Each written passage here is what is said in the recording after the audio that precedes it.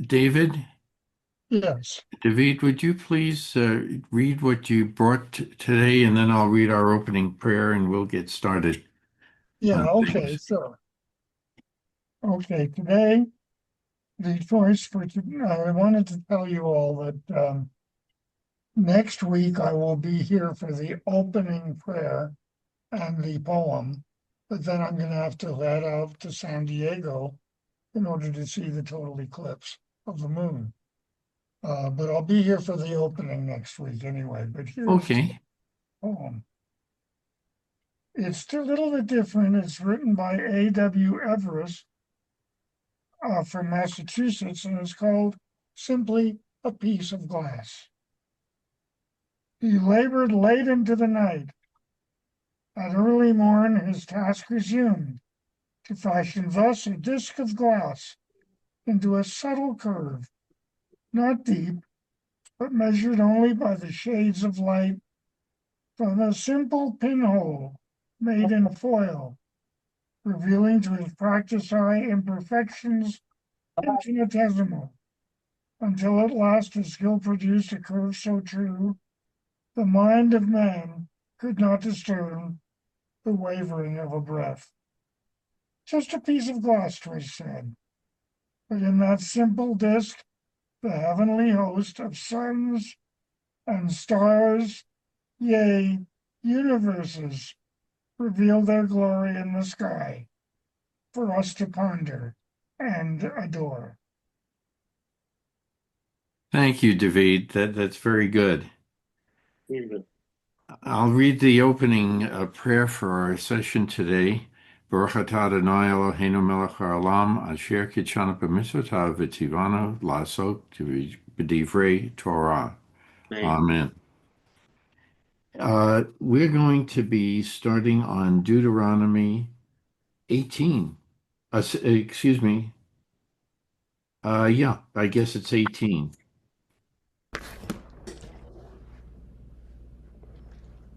Is that 1459? Page You 1459? got it. Hey. And since you're there, I'm going to ask you to read from verse 1 to verse 8. Hi, Lynn. Okay. Good morning, Lynn. Okay. If the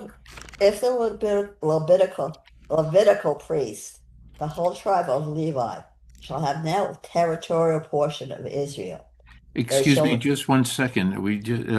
Lynn just got here, so Oh, I'm sorry. we're on Deuteronomy 18, verse 1. Do I have 18 or I have 17? I think it is No, it's verse one. 18, yes. Sure. 18:1. Oh, okay. Okay. Got it. It's okay. So go ahead. Go ahead. Do you have it, Lynn? Yeah.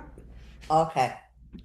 If Levitical priests, the whole tribe of Levi, shall have no territorial portion with Israel, they shall live only off the Lord's offerings by fire as their portion, and shall have no portion among their brother tribes. The Lord is their portion as he promised them. Then shall the priests do from the people. This then shall be the priests do from the people. Everyone who offers a sacrifice, whether an ox or a sheep, must give the shoulder, the cheek, and the stomach to the priest. You shall also give the first fruits of your new grain and wine and oil, and the first shearing of your sheep. For the Lord your God has chosen him and his descendants out of all of your tribes to be the attendants of service in the name of the Lord for all time. How far did you say, Marty? To verse 8. Oh, okay.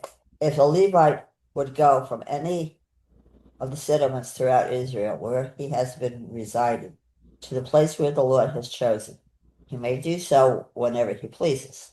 He may serve in the name of the Lord his God like all his fellow Levites who are there in attendance before the Lord. They shall receive equal shares of the dues without regard to personal gifts or patrimonies. Okay. Any any comments about what's been read? The only When thing, I first read this a while back, I thought, that's a little strange. But as I learned more and was reading more about what the priests do, I can see that sometimes they may not be fully compensated for all the services that they perform. Good point. You Very know, good point. the sacrifices and stuff is like, that's certainly a lot of work and effort that they put in. And that has been, we have read that in previous books since Exodus. That's right. Lynn, you're busting to say something.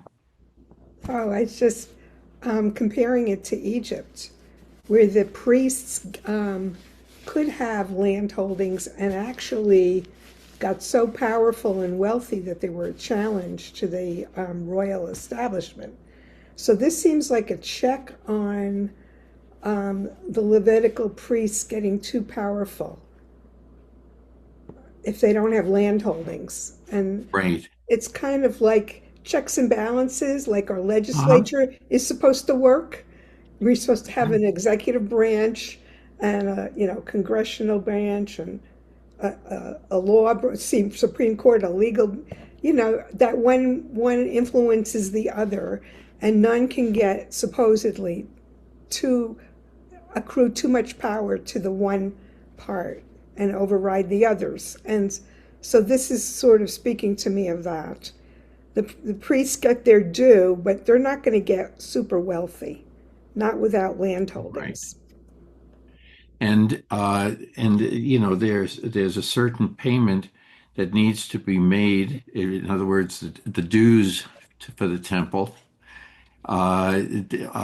There's a certain amount, a shekel, and we read that a long, long time ago, several years back, and it's been mentioned before. But in addition, it doesn't prevent you from uh, giving, and there were certain regulations about tithing.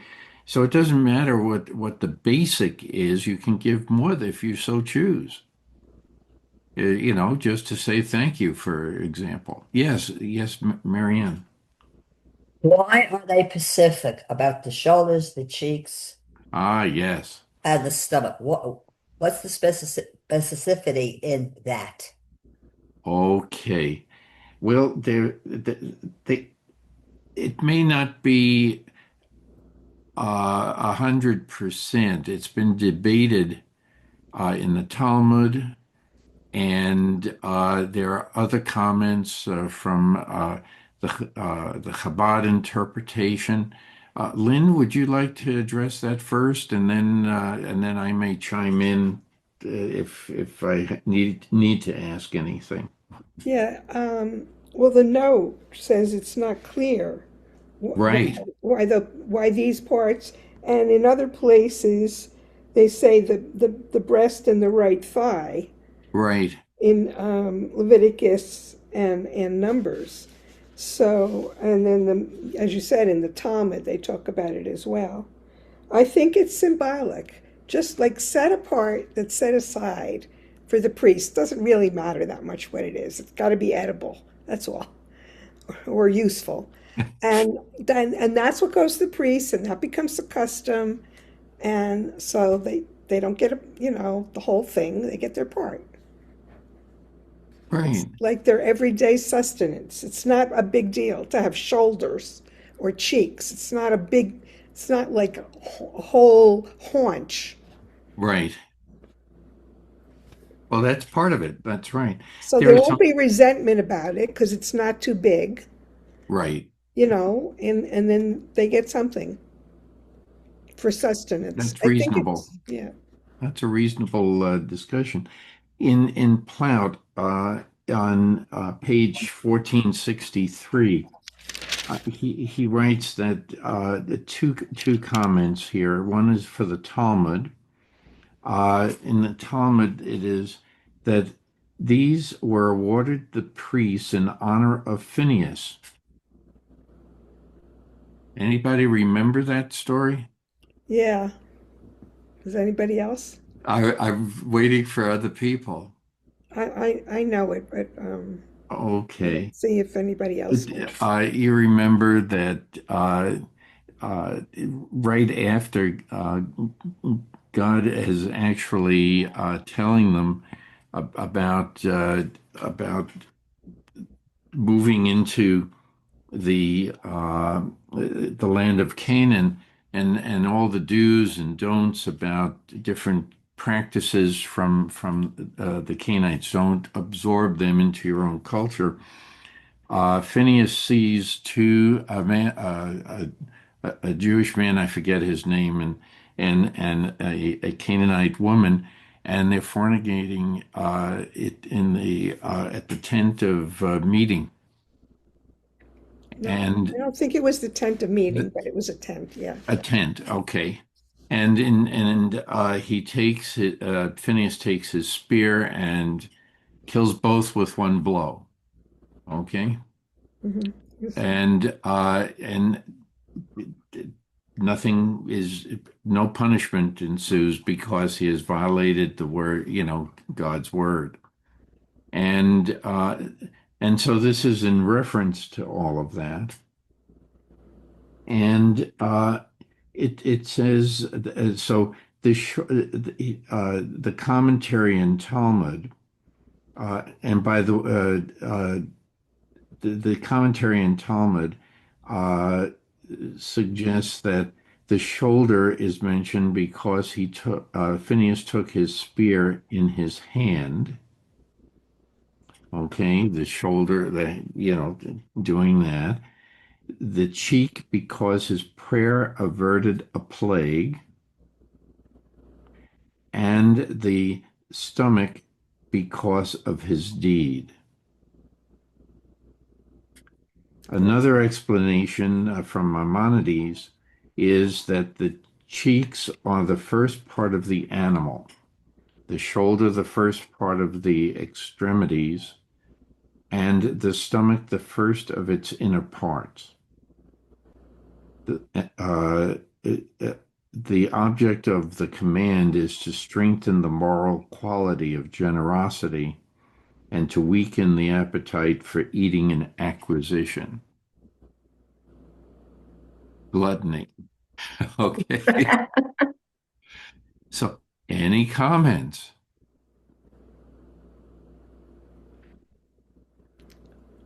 I think it's forced. Excuse me? I think the explanations are forced. Yes, they are. This is sort of like the other things that they're the laws. I forget the term, and Lynn, you can help me or someone else. We know about halakha, and that's the everyday things that we do, and they deal with the individual and the community and things like that, and following the laws, the way, following the way to be Jewish. But there are some other things that are proscribed that that are to be done and there's no real explanation for them. So it opens the door to a lot of midrash.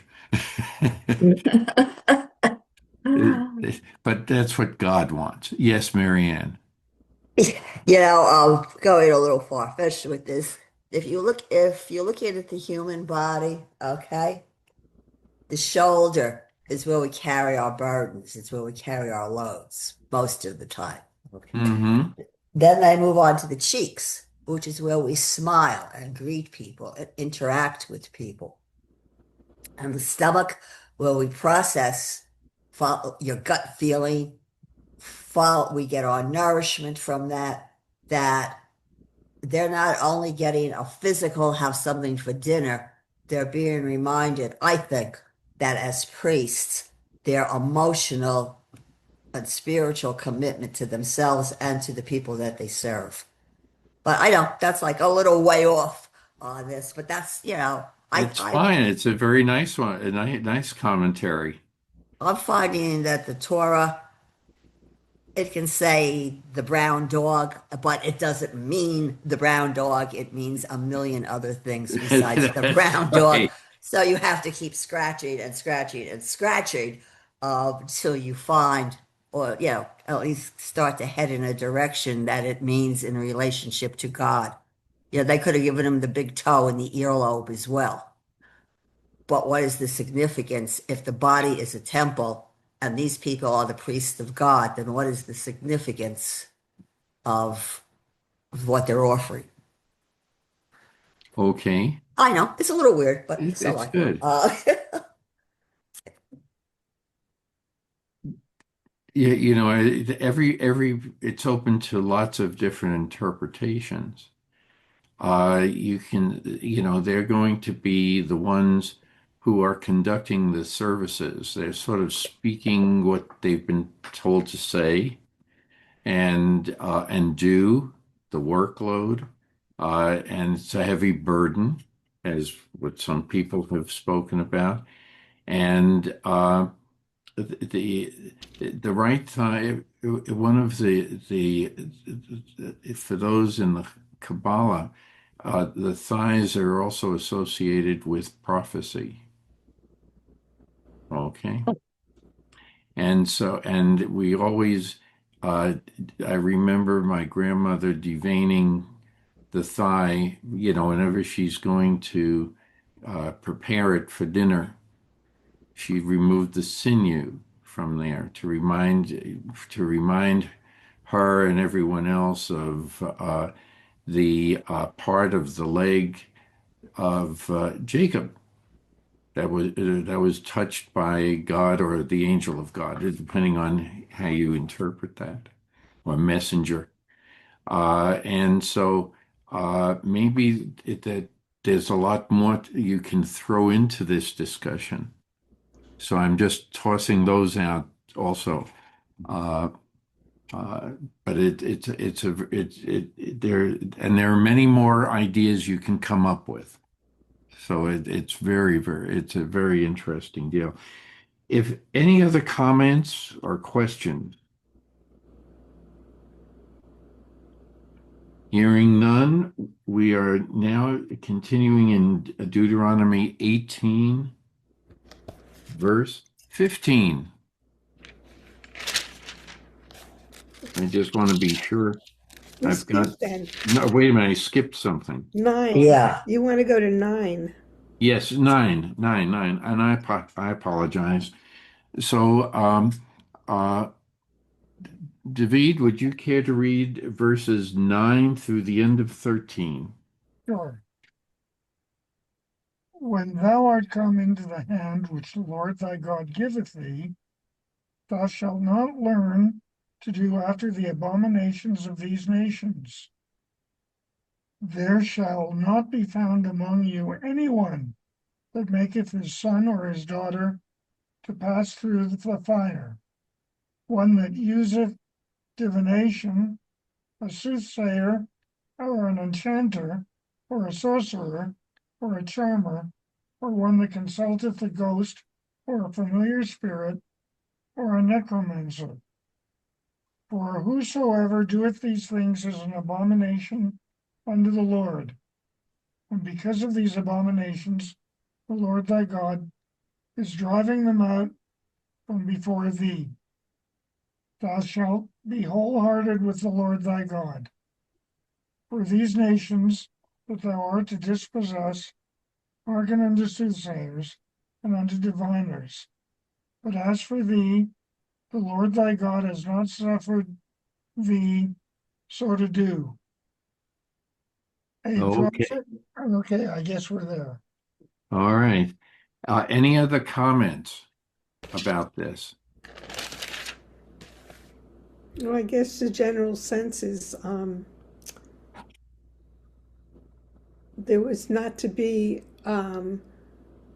given heed to people who claimed to know things without the approval of God. That wisdom, there has to be a connection to the divine. It's a good way of putting it. I Um, was trying to think of, a neutral way. Like if a priest tells you something, who is, presumably in contact with God, even if it's not a prophet, then you would listen.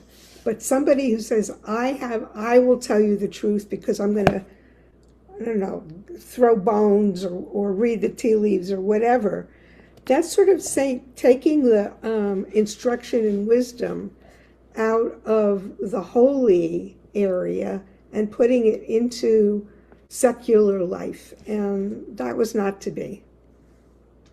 Okay, that's a good way of discussing that.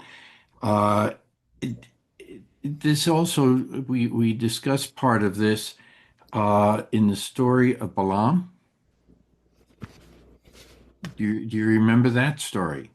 With the Anyone donkey. besides Lynn?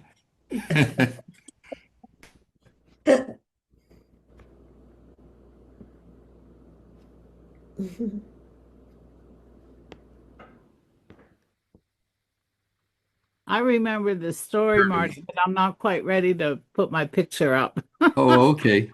Hi, Suzanne. Hi, how is everyone doing today?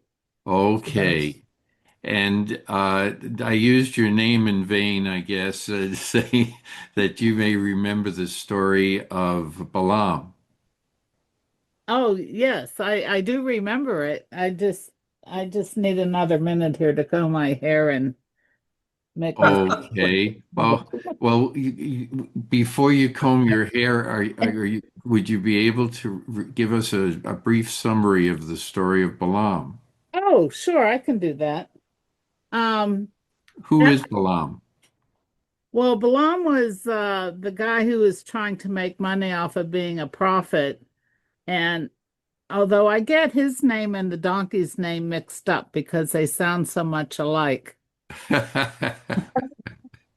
And the donkey was the talking donkey that saw the angel and was trying to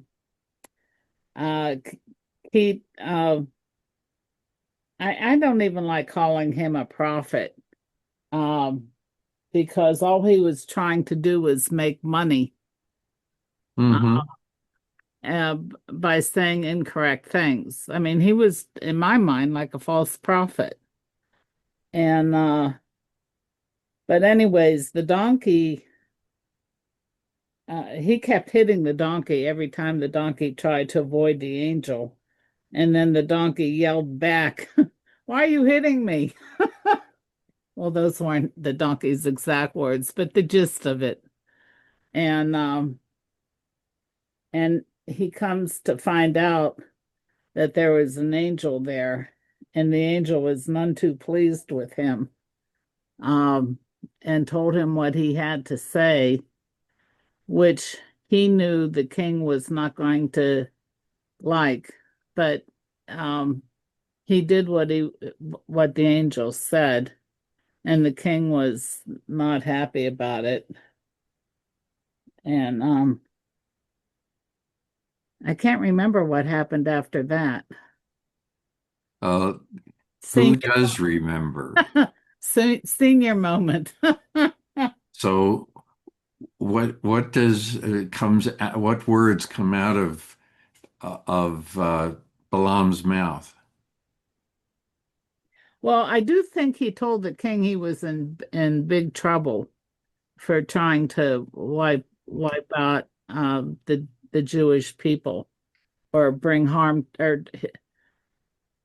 or wanting to curse the Jewish people, but I don't remember Mm. much beyond that. It's a little it's part that's part of it, but Lynn, I know you remember some of it too, so why don't you mention it to the crowd? Well, what part of it did you want? Is like where the Balak is trying to get Balaam to curse the Jewish people. That's And right. there's already been a couple of failures. First, Correct. and I don't know if I would call him a false prophet. He certainly is selfish, but Oh, God okay. does speak to him. Actually, God puts the words in his mouth. It Yeah, says, "I am going to forcefully," because Balaam is there with the intent of cursing yeah.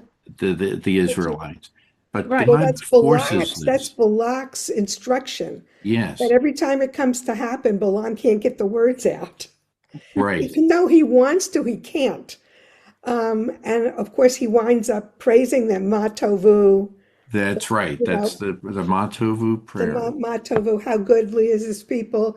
Which in our prayer, the quote from Balaam's words is in our Right. prayer, has become, part of the, at least the Shabbat morning service. I don't know, or maybe all Shacharit, Matovu. But at any rate, yeah, the whole thing about the donkey was that seeing the angel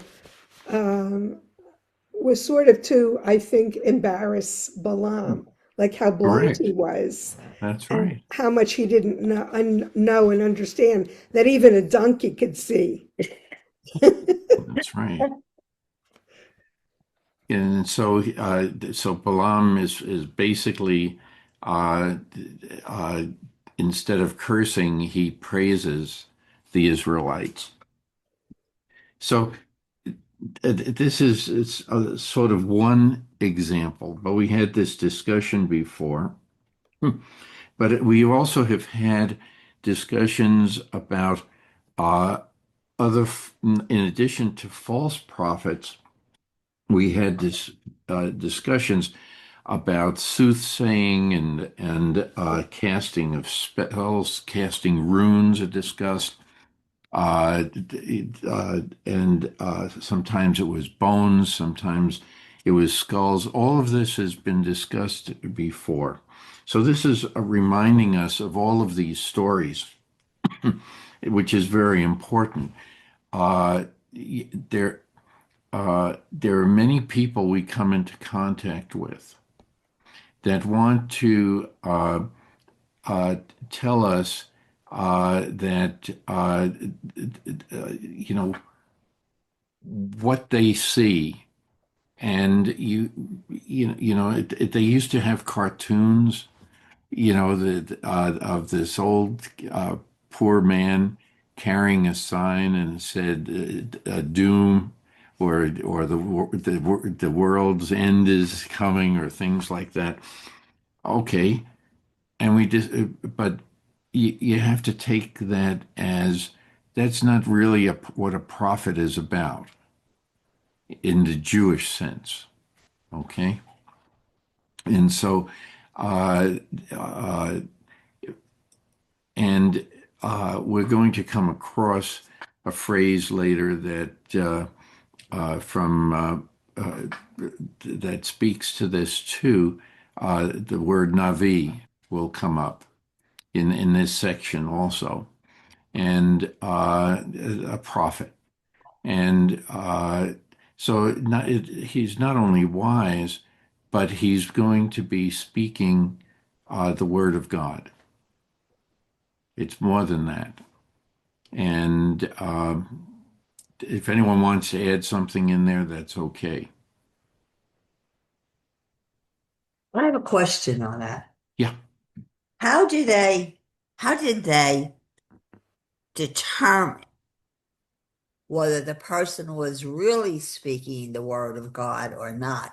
Okay. Then why should they kill most of them off if they were?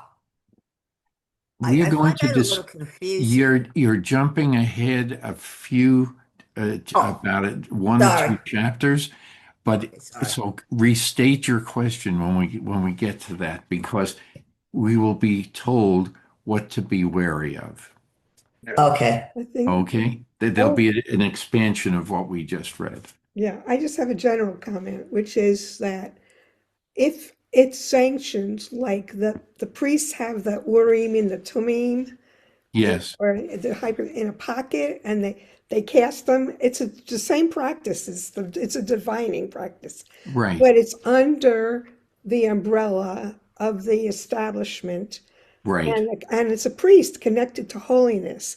I think with all these people saying I'm a diviner, you don't know who they are, what their intention is, whether they're pure and holy and have good intentions, or they want to manipulate you. That's right. There's no support, no supporting structure to say, yes, this is an accredited diviner, That's right. in modern terms. Well, we do, but this is one of the issues. We do have uh, uh, accredited diviners in our liturgy Yeah. because of Joseph. Okay, he in his dreams he interprets dreams for people, and we're admonished against this. Don't seek these people out. Okay, The because non-accredited ones. that's right. That's right. So we can and so it can be tricky at times. And the answer to your question is time. Time will tell if about the prophecies. Okay? So that's one of the conditions and like that. So you can say how much time? I don't know. God's time. Okay. So yeah, there are all kinds of things that have been used to, like worshiping the dead, necromancy that David mentioned, consulting the skulls, the bones, runes, all kinds of devices to try to predict the future, and uh, and also I can say that the Urim and Thummim and the FO, the Uman and Tumen, they've really disappeared from the liturgy. It goes along with the destruction of the temples, I guess. That's what we're told in Midrash. We're not, it's just not mentioned anymore. And the ephod, we speak about it, but the different stones in in later times, the stones, we know that some people, they have a stone under which they're born, or the stars that they were born under, and things, the constellations, and uh, you name it, that has happened. Yeah. Okay. You bring up an interesting point, though. There's no ban against consulting an astrologer. And well, At least here. that's at least here, but because astrology, there, has its roots later on. Each one of the court. No, Lynn, you're right that but it comes to fruition during the time of Shakespeare. It's all over the place. Well, It's yeah. common in everyone's home. Yeah, no, but these ancient people were watching the stars Yes, and they knew the stars. But there's a different, and they would make predictions based on the stars. But at this point, astrology and astronomy were not totally separated, right. Correct. Correct. right? Where's David? Yeah, he's there. But Thinks you he's are there. right, So, Lynn. so we should go to the expert about the difference between astronomy and astrology and what the ancient peoples knew about I mean, it's fairly sophisticated knowledge of the sun, and I think the Egyptians calculated the circumference of the earth by the sun. I mean, it was scientific. It wasn't just like making up a story about the stars. There was science in there. Well, yes and no. What the stories are different, are not scientific, but the mathematics is real. Yeah. Okay.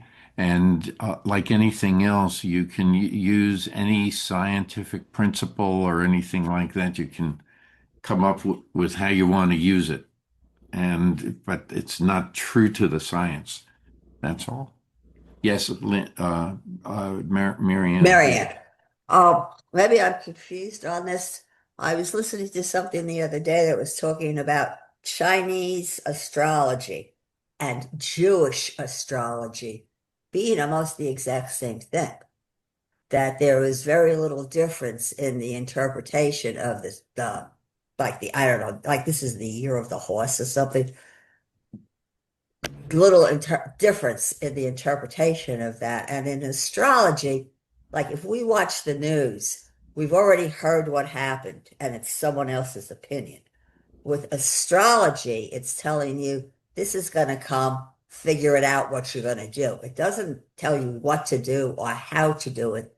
It's giving you information about what to expect, kind of thing. I'm confused with that part. Okay. David is still there. David, do you have anything to say on the matter? Only that this is the most interesting part of our discussion to me. But the idea is that astrology has quite the tradition in Jewish thought. And even though there is definitely a prohibition against worshiping the stars, there is no prohibition about enjoying astrology, doing your horoscope. But they don't want you to follow it. God does not want you to follow it religiously. But as far as enjoying it and enjoying the night sky, that's encouraged. Okay. Any other discussion?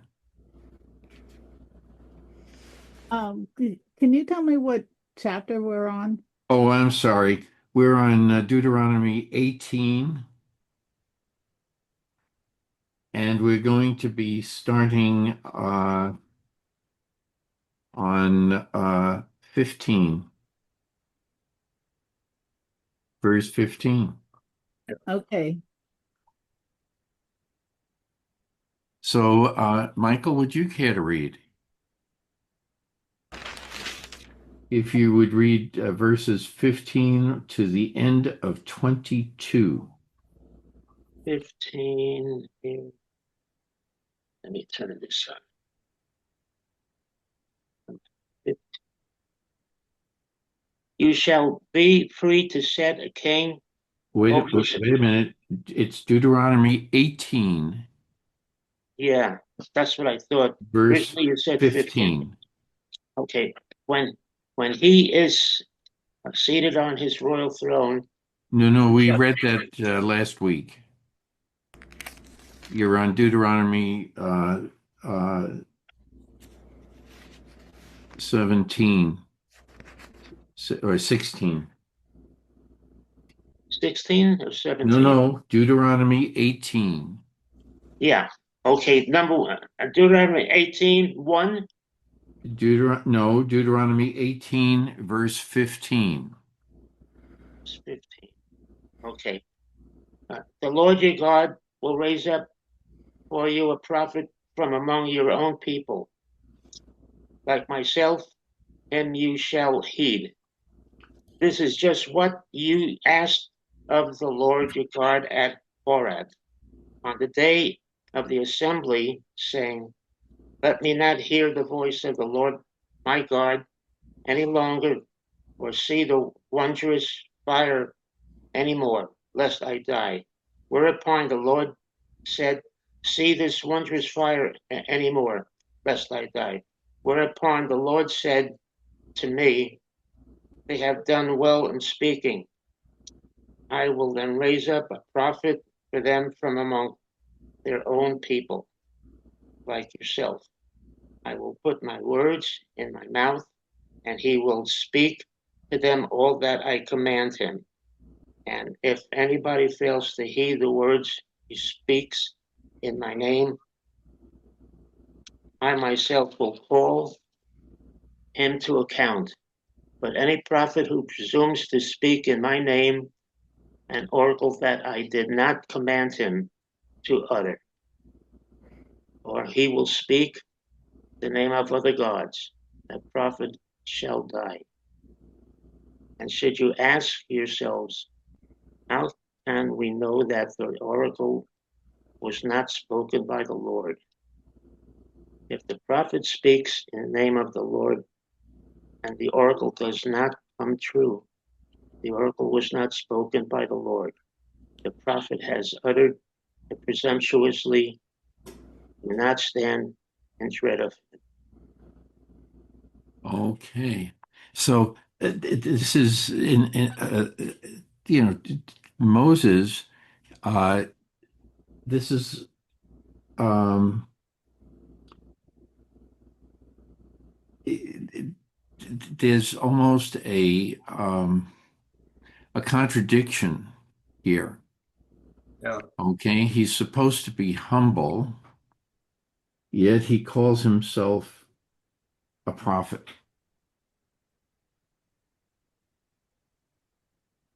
Okay, Navi.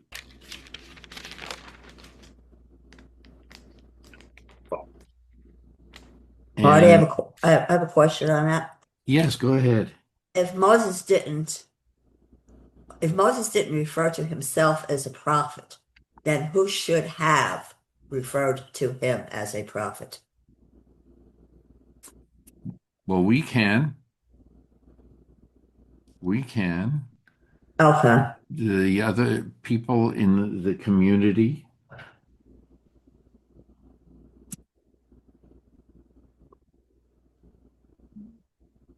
But you have to be very careful. You have to be these are fine lines. There's nothing written in stone that he can't say it. But it's just that if he does, it's not as humble a person as you would expect.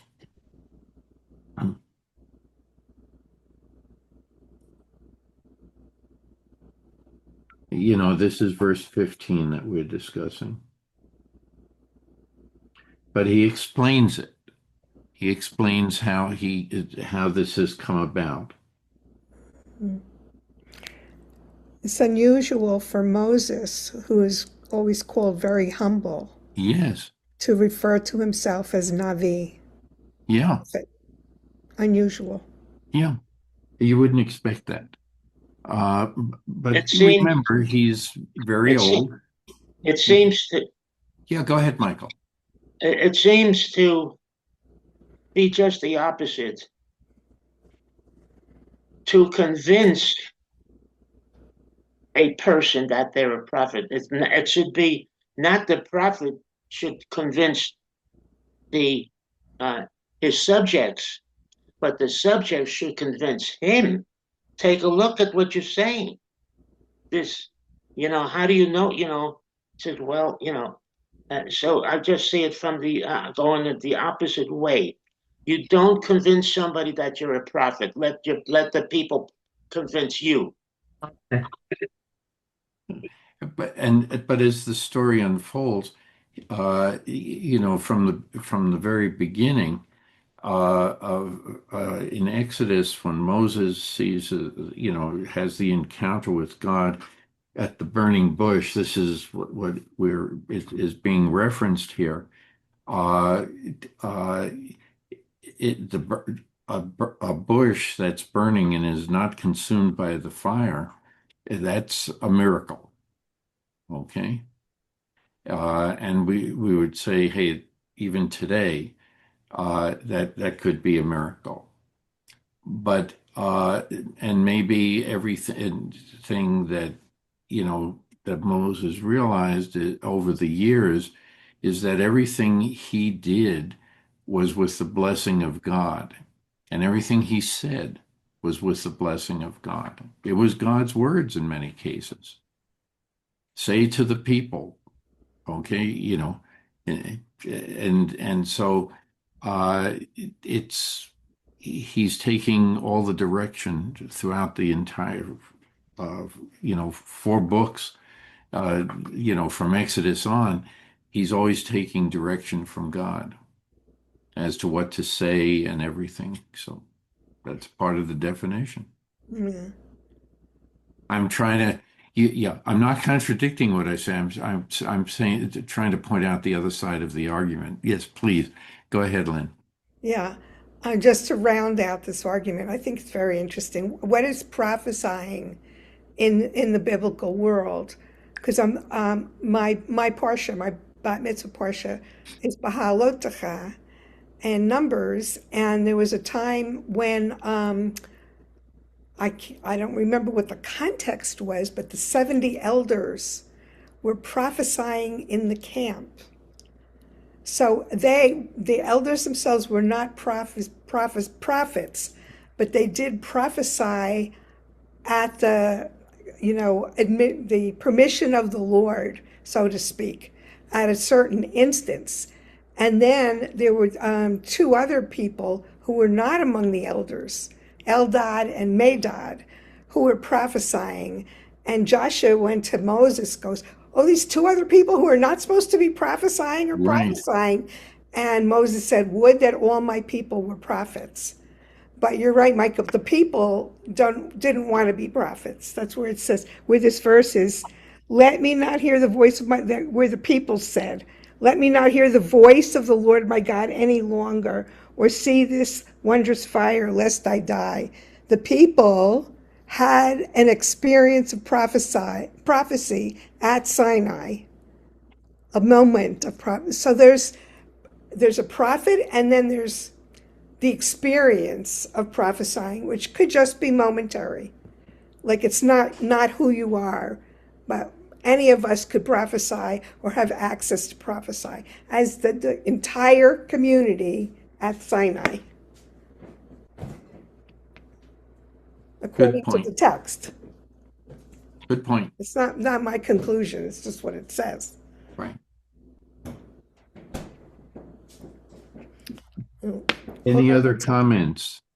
Yeah, I'll be right back. Yeah, I have a question. Yes. In 22, Mm-hmm. it speaks to the last sentence. The prophet has spoken presumptuously, but then it goes on to say, "Do not be afraid of him." I don't quite understand. I mean, the whole idea is that if a prophet speaks and prophesies something, it will happen. If it does not happen, then he's not a prophet, and therefore has spoken presumptuously. But if he did, and my Hebrew Bible reads a little differently than some others, the last phrase is "Do not be afraid of him," and I'm a little confused, because if he's That's right. In other words, many times the prophets have s- spoken about doom. right, Okay, so if they're not the prophet, if somebody else utters something, oh, okay, I follow him. it should say if a false prophet has uttered it presumptuously, okay, And in do effect, not does say a fear false him in prophet. any Yeah. way. Do not fear him or what he has to say. Okay, thank you. Okay, that's how I would look at that, interpret that. Any other comment? Okay. Uh, Lynn, would you care to read? Okay. We're And on we are now 19, starting 1. Deuteronomy 19, Yeah, verse 1. How far do you verse. want me to go? Why don't you go all the way, verse 1 to the end of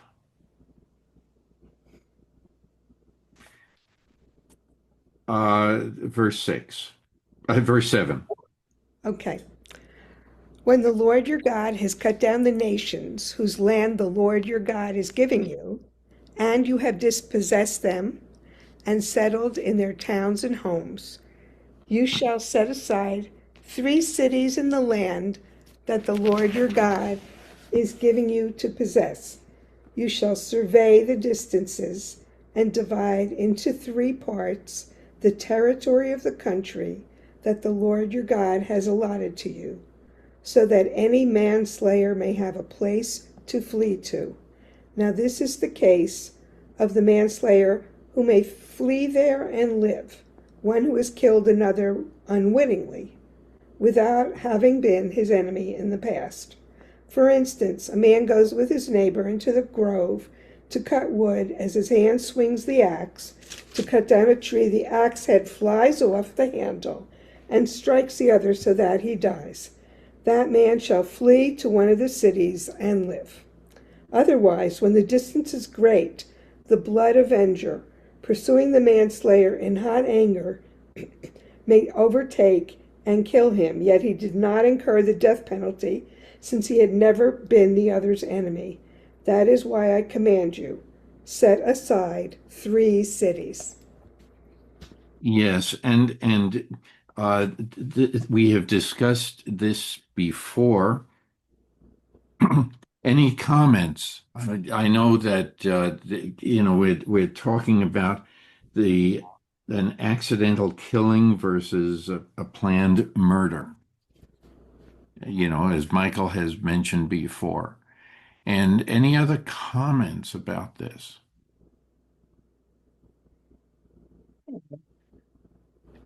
Only to say that the intention is if the death was not caused through malintent, there should be some effective way to let bygones be bygones, even if he has to move to another place. Given the nature of the people of the day, I mean, the sort of eventual nature. Right. But he had to do it in a hurry so that another family member, doesn't wish, murder him, because in a way you're trying to prevent murder from occurring. Murder of the perpetrator of the accidental death. Any other comments? I know we've discussed this quite a few times in the past.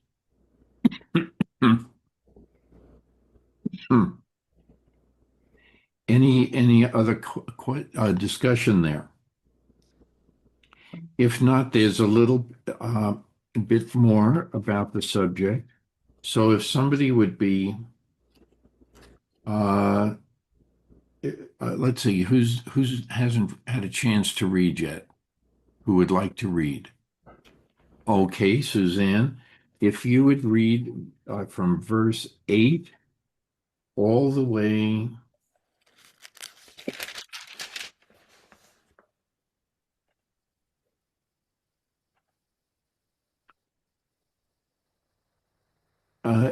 to the end of 13. And I may call on you again to read some more. Okay. Trying to balance it out. Okay. It's okay. Go ahead. And if the Lord thy God enlarge thy coast as he hath sworn unto thy fathers, and give thee all the land which he promised to give unto your fathers, if you shall keep all these commandments to do them, which I command thee this day, to love the Lord your God and to walk ever in his ways, then you shall add 3 cities more for you besides these 3. That innocent blood be not shed in thy land, which the Lord your God gives you for an inheritance, and so blood be upon you. And if any man hates his neighbor, and lie in wait for him, and rise up against him, and smite him mortally that he die, and flees into one of these cities, then the elders of his city shall send and fetch him thence, and deliver him into the hand of the avenger of blood, that he may die. Thine eye shall not pity him, but thou shalt put away the guilt of innocent blood from Israel, that it may go well with you. Okay. Any comments? So this puts the administration of justice into the hands of families, Yeah, Yeah. not into, like, there's not a court system, a judgment system who carries out the death penalty. Well, Marty, Go ahead, Suzanne. I took it to mean that if a person who accidentally killed somebody was en route to a sanctuary city, uh, and he was killed on the way, on purpose, that the person that killed that guy was in trouble, and that the elders of where he lived had to send for him and bring him back, Mm-hmm. and that his penalty would then be death Right. because he plotted murder. right. Right. So running to a sanctuary, if you've plotted the murder, then you cannot receive the benefits of the sanctuary city. Right. And if you try to get to a sanctuary city, they have every right to pull you back out. That's right. That's right. So but to prove everything, there's Yeah, it doesn't say how to do that. that's right. It doesn't go into the other details. Yes, Marianne, please. I have a question on the timeline here. Um, were these people already informed of the Ten Commandments and Moses and the law, or were they still developing these things? I guess, should they have known, did they have the opportunity to know all this information or not? Yes, this is something that has been told to them before. This is Moses Okay. reminding them again Okay. of the law.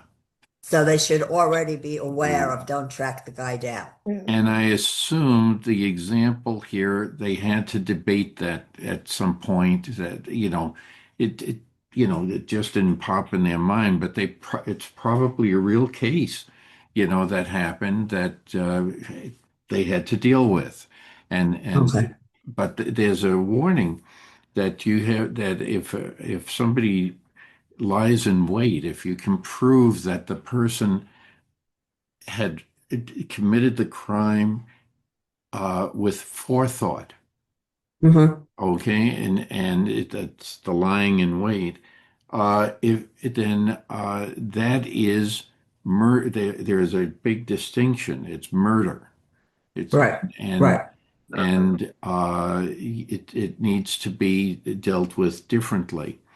So there had to be some understanding somewhere, okay, to say that, hey, this fellow is a murderer. It wasn't accidental, okay, and so there had to be some discussion or with elders and others to say, okay, is this a murder or not? So it's one of the things. Now you take this example for just a second, and then I'll let Lynn add to this. If somebody intentionally removed the lanyard from the head of the axe and then swung the axe, they're complicit in murder. Right. Okay, because so all of this so there had to be some investigation beforehand. That's all I can say. Yes, Lynn, I know Yeah, you can add to well, it. I don't have a big thing to say. It's just obviously there are nuances that are not covered here. So the case of the axe flying off Right. without any is pure accident. But then there's this thing, suppose the person who was killed picks a fight with another man and hits him, and the other man hits him back, and the first man dies. you know, the nuances of he did hit him with intent, maybe not to kill him, and the other man who died was the instigator, Mm-hmm. you know, and that there would have to be an examination of the circumstances. That's right. And you would hope that there are witnesses, and And it if there are will, not witnesses, how does it work? that's the problem. And if there's only one witness, as we're going to be reading very shortly, you need more than one. Yes, Michael. Very quickly, yeah, the nuances that Lynn had mentioned in our justice system today, there's first degree, there's murder in the first degree. There's also second degree murder, and believe it or not, there's third degree murder.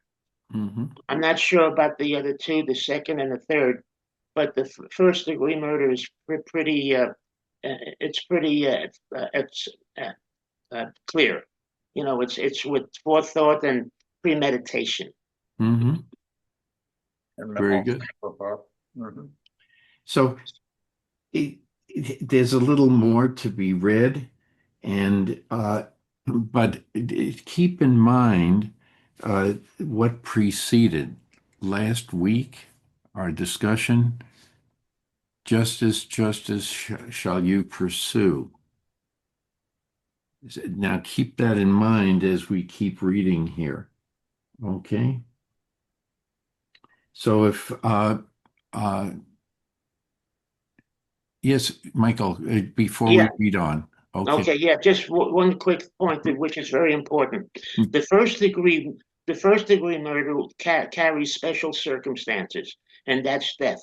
Second degree murder and third does not carry special circumstances. That's what I wanted to say. Okay. Thank you. So, Suzanne, would you read verse 14 and might as well read to the end of 21, and we'll spend the rest of today's session discussing this too. Okay. Oh, okay. Thou shalt not remove thy neighbor's landmark, which they of old time have set in thine inheritance, which thou shalt inherit in the land that the Lord your God gives you to possess it. One witness shall not rise up against a man for any iniquity or for any sin, in any sin that he that he sinneth. At the mouth of two witnesses or at the mouth of three witnesses shall the matter be established. If a false witness rise up against any man to testify against him that which is wrong, then both the men between whom the controversy is shall stand before the Lord, before the priests and the judges, which shall be in those days. And the judges shall make diligent inquisition, and behold, if the witness be a false witness and has testified falsely against his brother, then shall ye do unto him as he had thought to have done so unto his brother. So shall you put away the evil among you, and those which remain shall hear and fear, and shall henceforth commit no more such evil among you. And thine eye shall not pity, but life shall go for life, eye for eye, tooth for tooth, hand for hand, foot for foot. Okay. There's a lot here. We've discussed some of this before in recent weeks. Any comments? Sort of spells out what justice is. What justice is. Okay. Some, Yes, Lynn. some of this is about false testimony. Yes. It's directly an example of one of what we call the Ten Commandments. Thou shalt not, Bear testify. false Bear false witness. witness. Yes. Their false witness there. This is an actual example of playing out of this, the overriding principle of sticking to the truth. Right. Now, suppose when we have a room of 10 people looking at one thing, you can have 10 different stories. Yeah, that's why you need at least And two. if you and you can have two Jewish men standing there and have four different stories. Right. No, but the point I'm making is you have to have corroboration. They want corroboration of the claims of what was seen, and it's important to have more than one or two because it can be very hard to come up with an answer. You don't want to have a knee-jerk reaction to any of these situations. Yes, Suzanne. What I like about this particular passage is for the person who's bearing false witness, they don't Mhm. just get off the hook and say, "Oh, my bad." No. Maybe somebody would today. Whatever the testimony he was giving to against the person, that punishment will come on him. So be it a jail sentence or the death penalty, whatever it is, they'll come on him. That's right. And too often today, our courts say, well, that's cruel and unusual punishment. Well, I don't think so. I don't mean to sound heartless, but I mean, there's so many nasty things that people have said and done. It really irritates me when they get off scot free. And I I I really like what this passage says. Okay, good. Okay. Yes, Marianne, and then I know Lynn I can tell by her body speak. I just have Go I have ahead, a Marianne, somewhat and then I'll sarcastic call on comment Lynn again. to pick up on what Suzanne just said. Do they teach this in law school You what? In a today? way, Do yes. they teach Yeah, I this don't think- part Not in law what's in school? Oh, here, yeah. but the basis of case law starts here. Yeah. Yeah. Okay, and then you And have like all the Suzanne just said, have variations they read from this? centuries to Do go. they know this That's right. part? I think Anyway, I have at one time. I mean, Harvard used to require Hebrew as part of a skill set to graduate. They don't Oh, did require, they?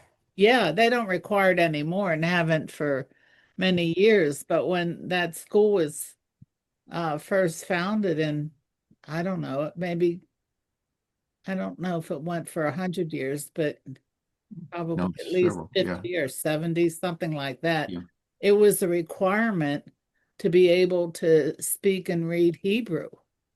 And if that was the case, then that meant they must have expected people to be able to read the Bible in its original language.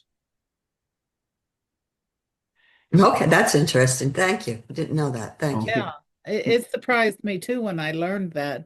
I'm sorry they got rid of it, but Sure. Okay, Lynn and then Michael. I was just going to say that I think it might be very difficult to find out if that someone testifies as a false witness. I think in many It cases is. It you're is. not going to not, it's like my word against his word kind of thing. I think this is in here as a warning, like, where it says, you shall not do such and such. I am the Lord your God. Like, it's a warning rather than this happened over and over again that they actually punished false witnesses. And this is part of of American law, and I assume European law, putting your hand on the Bible. And you're going to swear to say the truth and nothing but the truth. So help you God. Not if you live in New York and you're the mayor. Well, okay. But seriously, that's part of the that's where that comes Yeah. from. It's in reference to this passage. And so you're hoping that that will be enough fear Yeah. that whoever is speaking is going to be telling the truth. But And one Lynn's would, question, sometimes there is no way to guarantee.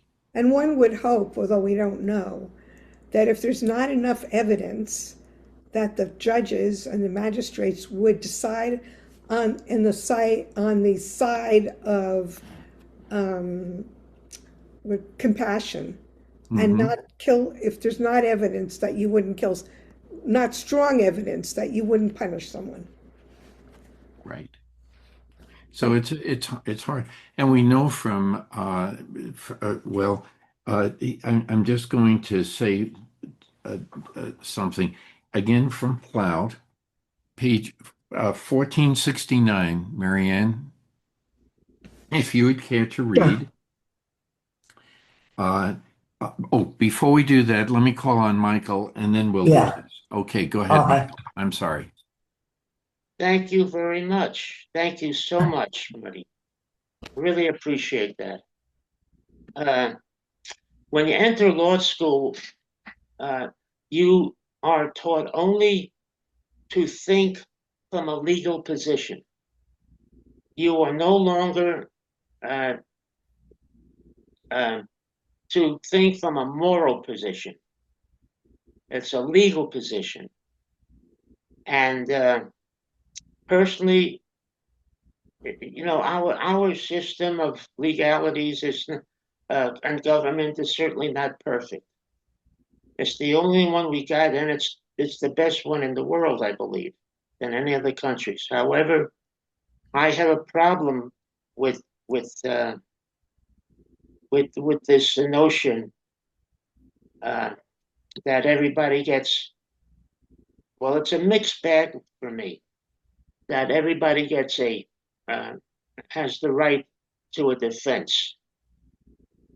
I believe people are entitled to a defense, but there's some sort of problem for me where someone who is a murderer just can sit there in court and just get off scot free.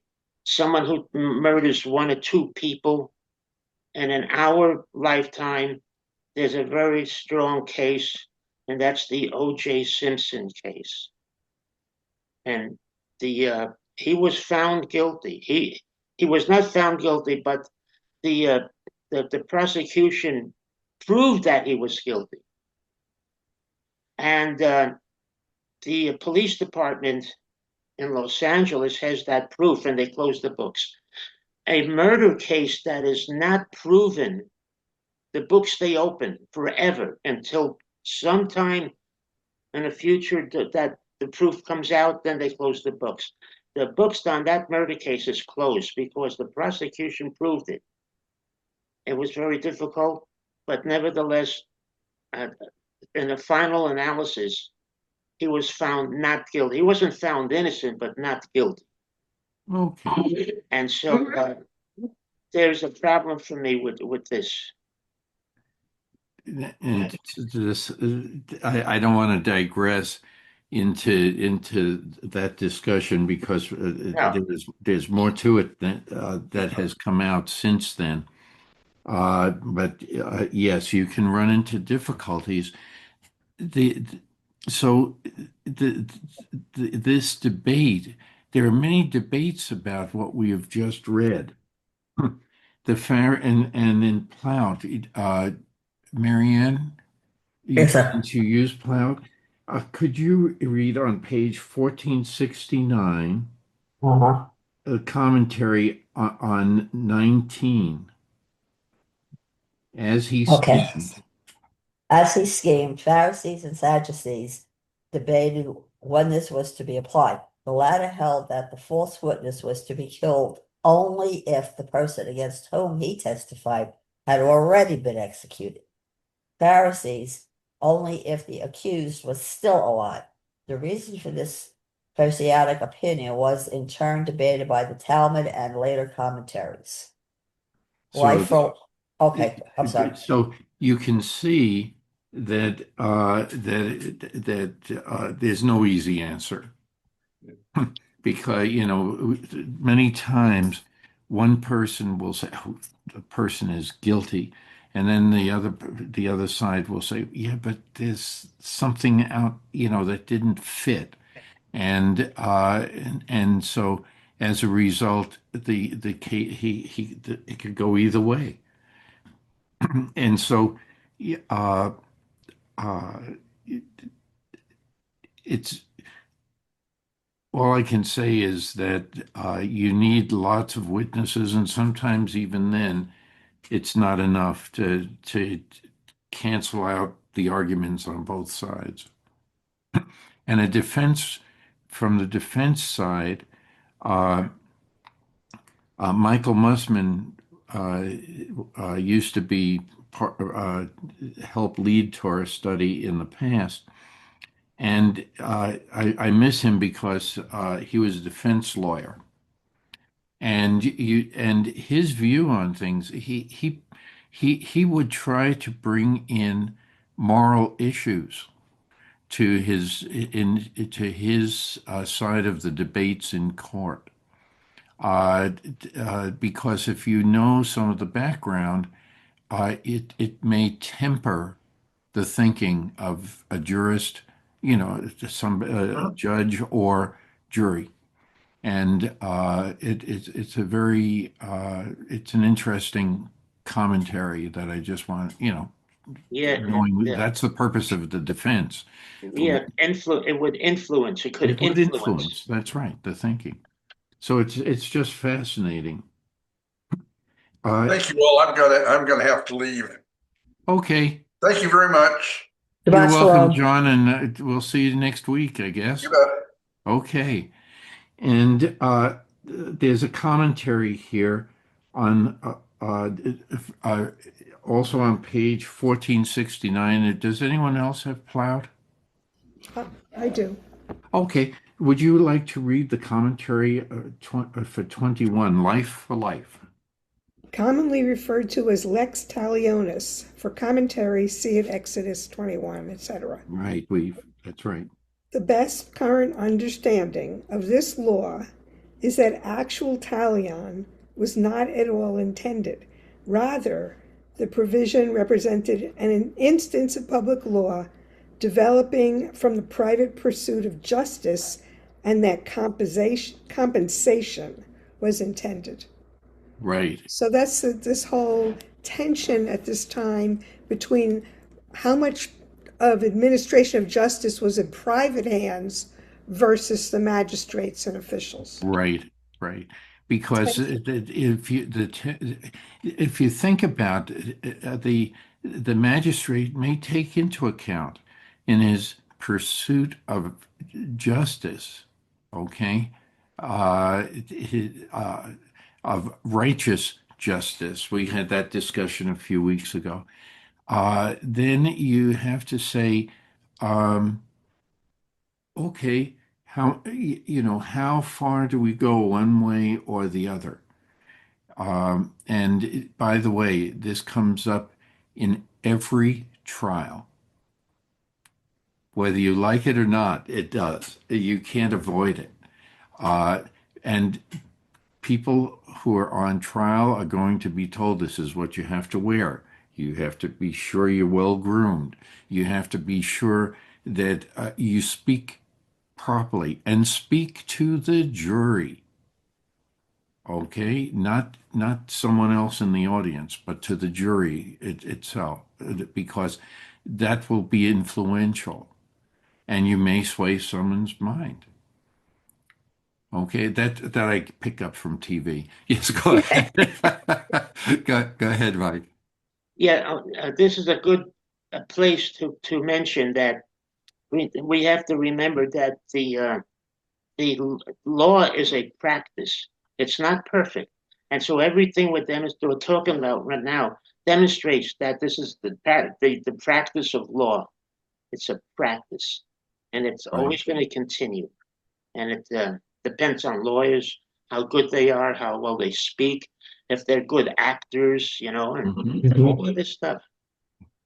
And the same, yes, go ahead, Lynn. Yeah, I want to go back to Michael's point about whether we follow the law, the legal aspect, or if our morals are in conflict with the law, then what do we do?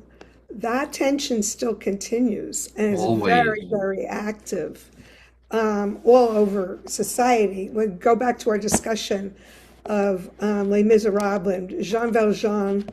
Okay, guilty of stealing food, no punishment. That would be the moral thing. You're legally guilty, you stole the bread, no punishment. From a moral perspective, where that came from. So that goes on your record. But I mean, so that would be like the tension between how we want to sentence after somebody's found guilty or not guilty is very complex. It is. And this all has to be weighed.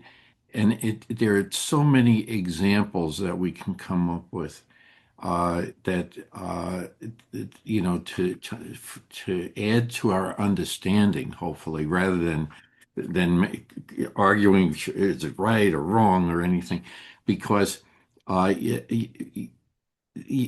think what Michael is getting after you that you have to there's the law, and you can say guilty for committing the crime, but there are mitigating circumstances, and rather than just letting the person go.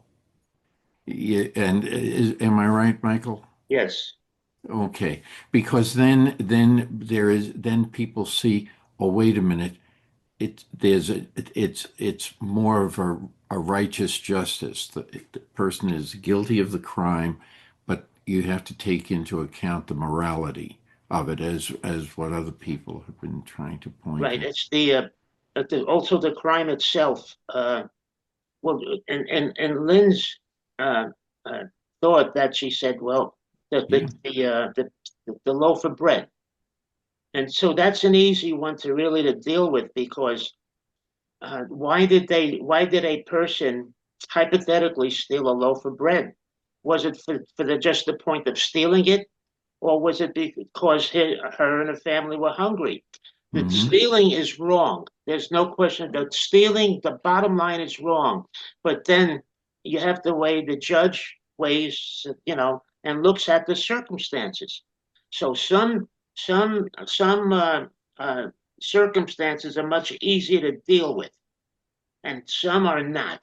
So, Well, that's one could say, let me just finish on this point so before we move on. And then we'll get Marianne in on it, sure.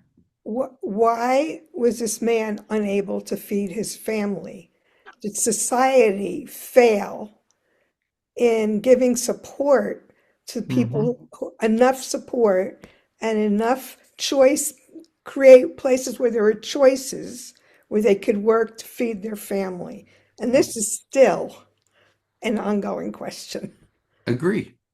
Like, how come we need so many food banks? That's right. But Like, we're glad it's we nice have that we them. have food banks, but why can't we figure out how we can have the society so people can work and earn their proper wage to survive? Shelter, food, clothing. Why can't we have everybody have access to that? So you can accuse society of being immoral or unjust. Sure. That's the tension. You have these two sides to it. And without that, if we didn't have that tension, the law would be very unjust if you think about it. So you have to be, you'd be eliminating one of the justice from that phrase. Can you Yes, accuse excuse. society? Can you accuse society of somebody, or if somebody commits murder, can you accuse society of that? Those are the mitigating circumstances, No, we're talking about murder. right? But Well, was it murder Not because they were killing, not a threatened? killing, but a murder. Say it again, hon. What do you mean by murder? Is it because they were threatened? Because by Murder. this person, you don't know what the background was. Murder Well, is no, murder. It's no, no. wrong, but The murder is very clear. It's the premeditation of taking someone's life on purpose. Can we blame society for something like that? in a sense, I don't know if we can blame society, but we can understand if this person was never loved by their parents and was abused and never knew and grew up with violence and absent parents who were drug addicts or alcoholics and never knew love. What kind of, whose fault is that? Is it the by the way, perpetrator's fault that that's the way they grew up? this is that's the tension here that we're supposed to be going through rather than leaping to a decision one way or the other. That's all I'm going to say on that. Yes, Marianne. I think that it is always comes down to a personal choice. I've worked with people that have committed the most heinous crimes you could imagine. And they grew up in fine homes. Some of them were well educated and wealthy. Mm-hmm. And they, for whatever reason, committed horrible crimes. When we talk about food, people steal food, and I'm involved in a lot of stuff in the community. People take food from the food banks, take it down to Mexico, and resell it. So where is the morals and the ethics? You have people who are trying to do a very good thing on one hand, and then you have people who come in and take full advantage of your love, your ethics, your care, your concern for other people, and spit in your face. So there's a very thin line there, I think, in where this stuff applies, and that it's individual. If you have somebody stealing food to feed their family, of course, here, come to my house for dinner. You don't even have to do that. But if they're doing it for a more selfish and monetary motivation and profit, that's a whole different story. That's stealing with intent. That's like you may as well go rob a jewelry store or a bank or something. Is poverty an excuse to commit crime? No, it's not. Absolutely right. Okay. It's not. Because that means rich people don't commit crime. And are we all supposed to be equally rich? Should we all live in the exact same house? Should we all have the exact same car? No, we shouldn't. Okay. Because we're gradually moving further and further away from the Torah. Yes, go ahead. I'm going to let you have the last word, Suzanne. Oh, okay. I was just starting to think about the baker who got the bread stolen from whom it was stolen. What about his family and his expenses? And if everyone keeps stealing bread from him because they're hungry, it's not that I'm not sympathetic to hunger or food, but he is a victim too, and it's not his responsibility to feed everybody, and he has a family to support and a business to run. And if he has no bread because everyone's stealing it, well, where does that leave him? Well, he'll go to Safeway. That's all. Okay, I've got a time out. Okay, everybody has had their chance. All I can say is that this is a separate discussion. Let's leave this all for a separate discussion Okay. because of all the different ramifications in the law. But this is part of this is why we are told to pursue a a righteous justice. Mhm. Okay, and each case has should we can't have the law may say one thing, but then we just have to take into account some of the other things case by case, not just have a blanket decision for everyone. It's not an easy thing for the defense or for the prosecution. It's easier for the prosecution in Europe, but it's easier for the defense here, and thank goodness it's that way. There's a lot more that is entertained. I just wanted to let everyone know that in upcoming weeks, I'm going to make every effort to try to be leading Torah study. A lot will depend on Sue's health and treatments and what schedule for treatments and everything else that we'll have to deal with. I will let the rabbis know well in advance so that these sessions can continue as planned. But uh, this is, I'm glad that all of us feel comfortable, voicing our opinions and everything. This is what it should be like. We should, not to convince everyone, but just to say, these are the things we have to consider.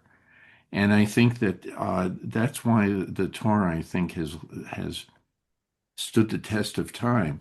It is there's a lot in it that is there. It's food for thought. Let's put it that way. And yes, Marianne. As for Susan, and if you need to change the schedule, I'm willing to accommodate your needs in this, yeah, because you've got this crisis situation going on. Okay. Well, I appreciate that. I appreciate. We'll have to see how things unfold. But I Yes. just wanted to alert everyone that, as much as I want to do things on a particular schedule, I just, I just want to alert that we may have to have other arrangements made, and I appreciate what you said. Yeah, Suzanne, I think you had, I do oh, as well, Michael, Marty. okay. I do as well. I would accommodate anything that you have to change. That would be no problem for me. And also, I would like to talk to Mary Ann for a second. How I You, can how I can get in touch with you or you with me with the music. I just sent you a chat thing, and they told me on this Zoom thing I can't send you this chat thing. Um, yeah. okay, Okay. Just let me My, think my, about this for a okay, and minute. Suzanne, I think your hand had been up. Oh, no, I'm just that was Oh, okay, it was your yeah. face. Okay. Okay. I'm cutting off trouble, Marty. So with that, I wish everyone a Shabbat Shalom, and be safe and well at home and wherever you're going to be traveling. And Uh, Shabbat Shalom. Shabbat you all shalom. take care. Wishes for Sue's complete and speedy healing. Thank you very much, Lynn. I yes, appreciate that. I second that. Okay, I'm going to leave the meeting. You take care. Shabbat shalom. Bye-bye. Bye. Bye bye. Bye. I don't know how Okay, to I don't know how to do this other than right now. Do you have a okay. piece? I'll give you my number. Okay, just let me get something to write on here. Okay, and then I'll take if you want. I can take your number too, Mary Ann. Okay, just let me make sure my pen is writing. Okay, are you ready? Yes. Okay, there. It's 520 Uh-huh. 437 Uh-huh. 1287. It's 520-437-1287. Right. Okay. Okay, now let me give you mine. Do you have something to write with? Okay, ready. 520 520 405 405 2842. 2842. Right. Oh, is there any time that's good for you or is not that you're not available? Most of the time I am available. Okay. Um, so I'm not just because of my health. I'm kind of at home most of the time, and I like to go out traveling, but I can't do that any longer. My balance is terrible, and I have all the music. I have all my music here in my home. So Uh-huh. I think that it would be if you're able to travel. I live off of Abrego Drive. Uh, would you like to take down my address? Yeah, okay. Okay. Okay, that might be helpful. Okay, so and I'm in Green Valley. I'm Uh-huh. at 2241 North Avenida. That's Avenida. Uh-huh. The next word is Del, Del. Uh-huh. And then the last word is Poland, Polen. Polen. Olen. Okay. Yeah, Got it. Polen. Right. And that's my address. I'm about, I don't know, 6 or 8 minutes from you.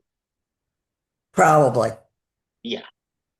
And so, let's see, maybe the beginning of the coming week, about like Monday.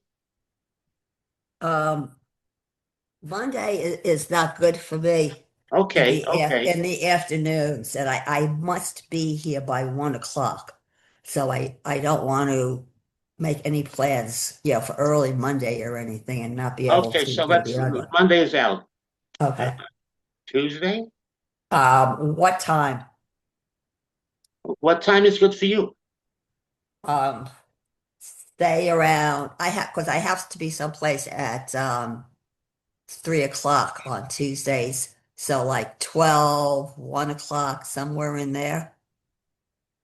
Well, that's kind of lunchtime. What How ab- about, okay, how about Wednesday? the morning's good for you? Not, no, not Okay, always. okay, Because of health issues. I okay, can't predict. okay, okay. So mornings we're out. Uh, Afternoons Thursday. Uh, Thursday around 2 o'clock. Okay, I will put you on. That's the 26th. Um, at 2 p.m. on Thursday. And I'll get directions off Google or something for you Okay, for where you are. okay. I'm going to write this down. The Thursday, 2 p.m. There, right. Okay. And if anything comes up, I will definitely let you know. Okay, all right. And the same here. Okay? Okay, Marion. Thank you for your phone number and your willingness in to do something with music. So let me talk to you for a moment. Uh-huh.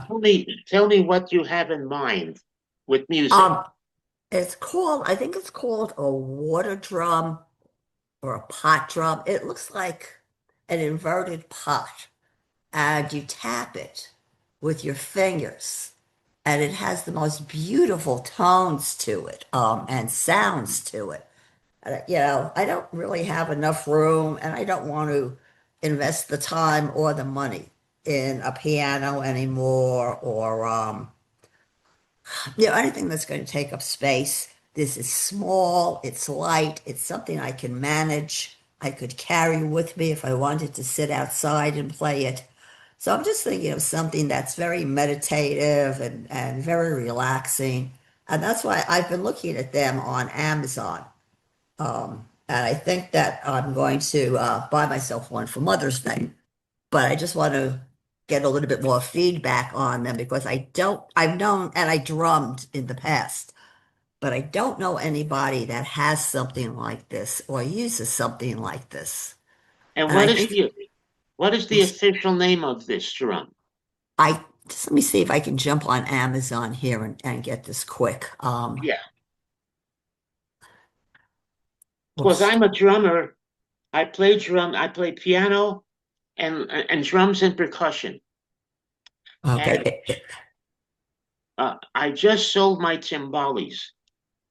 The Okay. fantastic. You know what timbales are? No, No. Have you ever heard of Tito Puente? The not.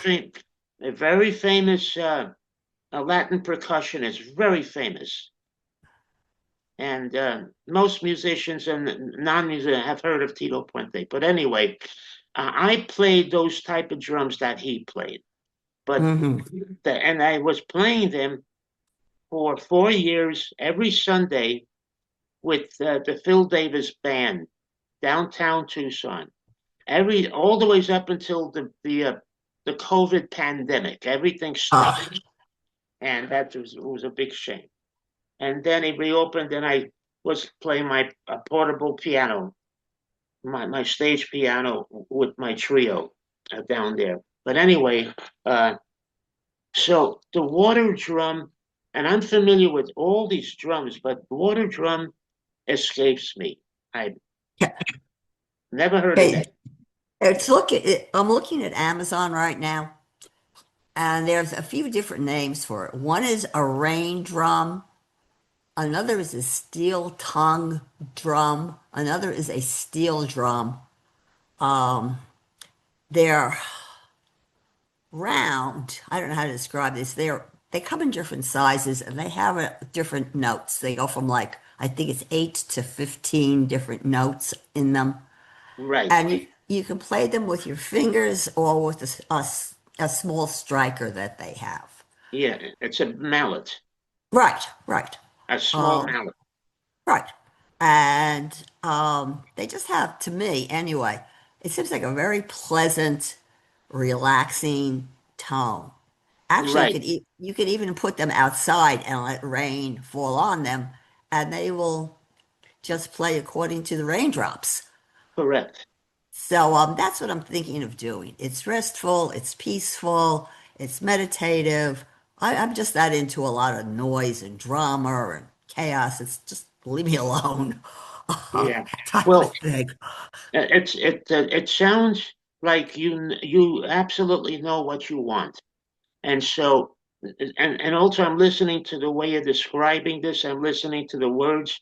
And so and it tells me that you are definitely on the right track with what you want to do. You know what you want.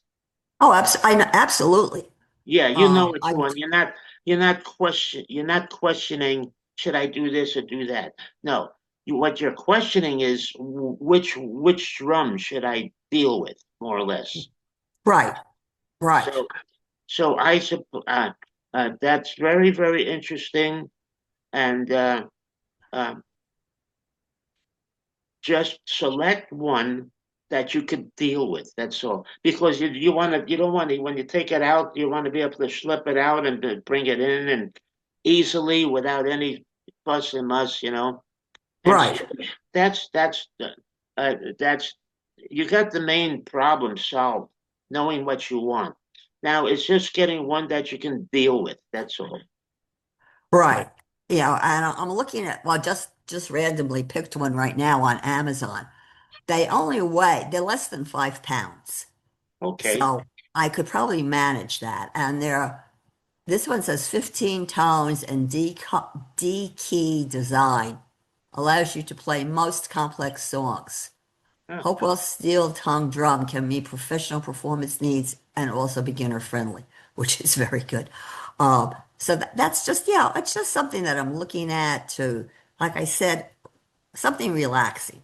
I don't have space for a piano, and I thought about a keyboard, and it's like, nah, that's just not going to work. It's just too big. It's just too much. Too So cumbersome.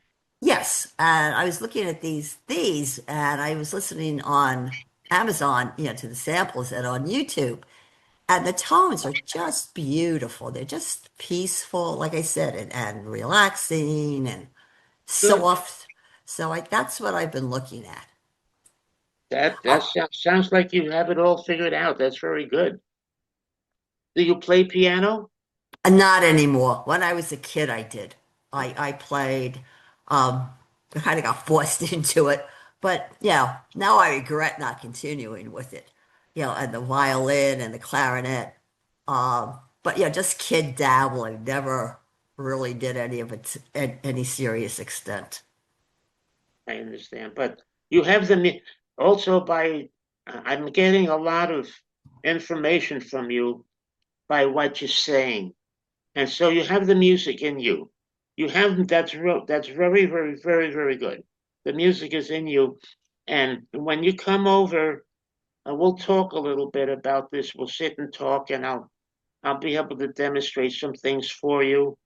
Um, and it will have a nice we'll have a nice meeting. Will be a very pleasant meeting. Uh, Yeah, I and just want to be sure with you that your wife doesn't object to this.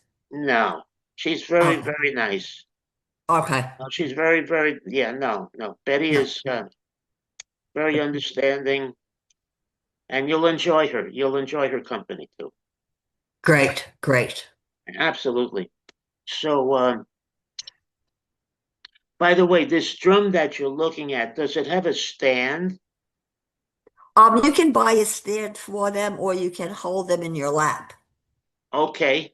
Yeah, or the very tiny ones that they come in very small sizes as well. You can actually hold in your hands and play. Well, that's very good. That's very, very convenient.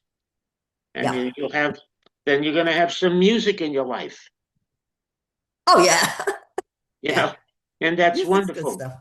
Yeah. I have my friend lives around the corner. He used to be a member of the temple. He's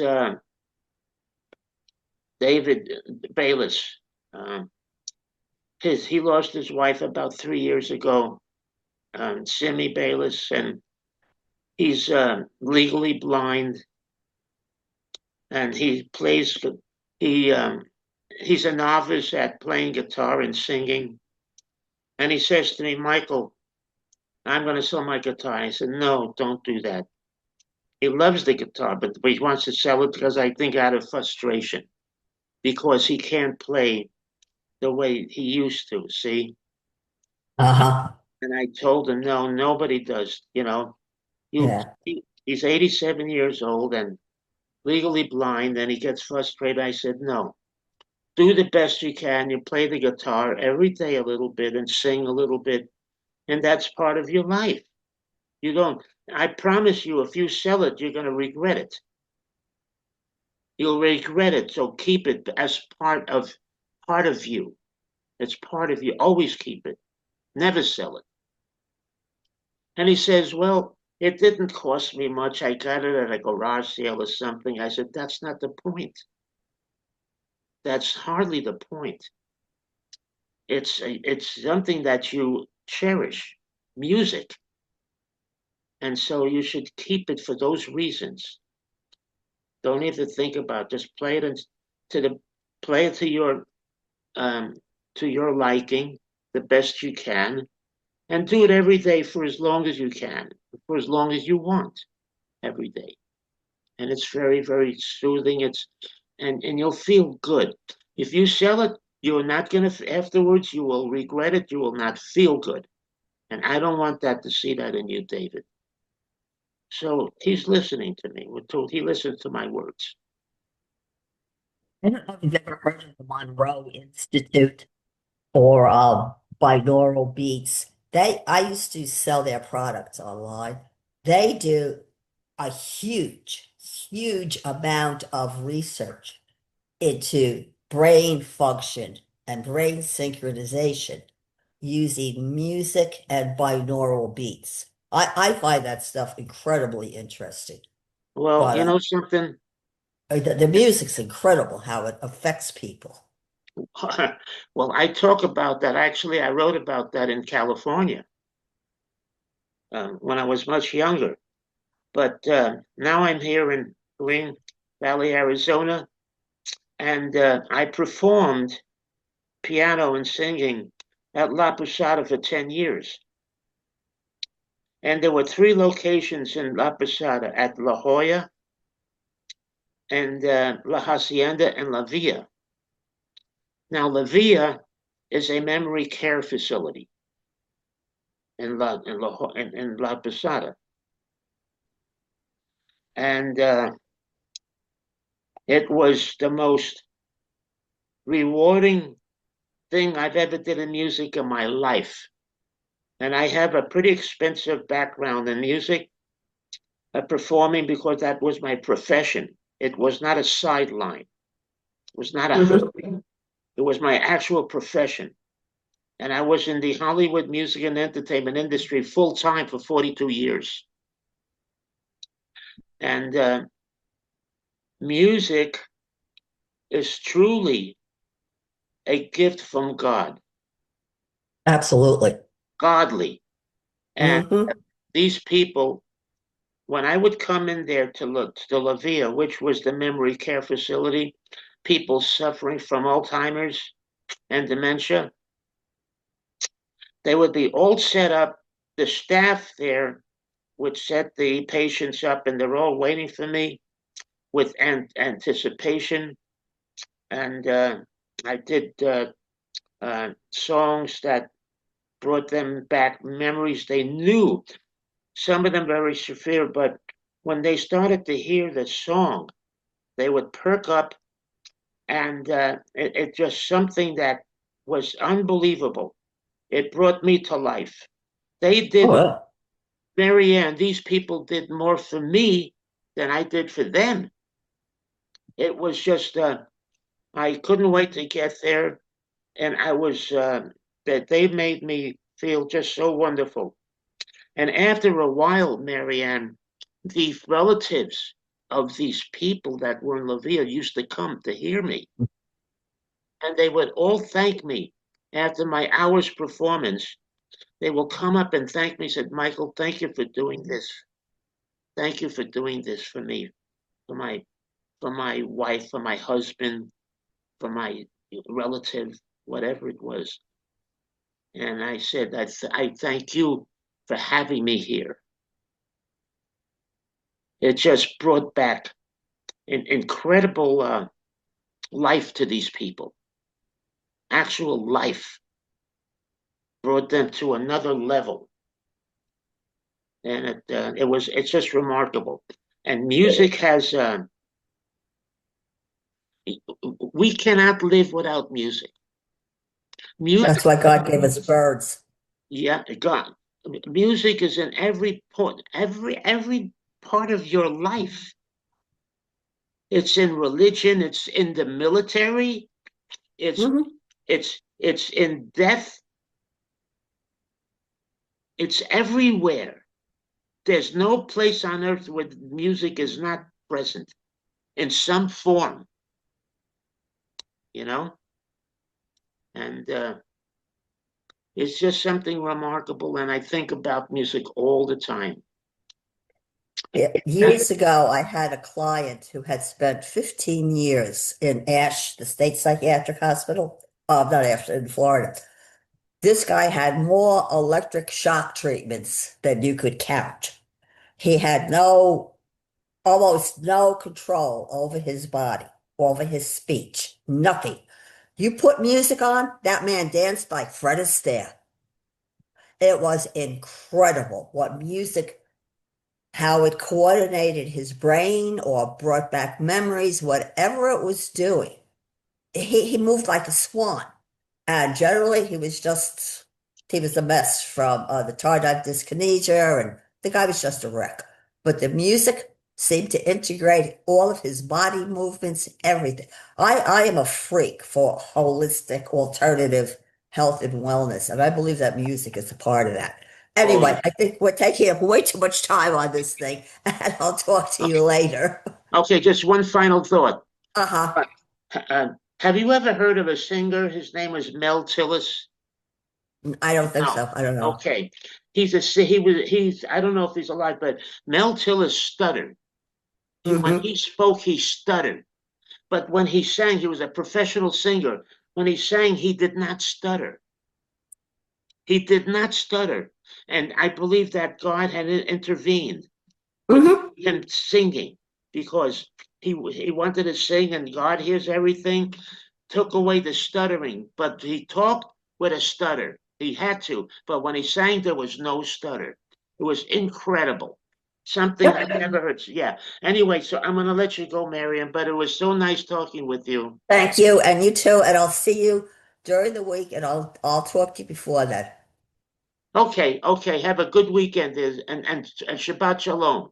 Shabbat shalom. Take care. Thank you. Thank you, Bye-bye. dear. Bye-bye.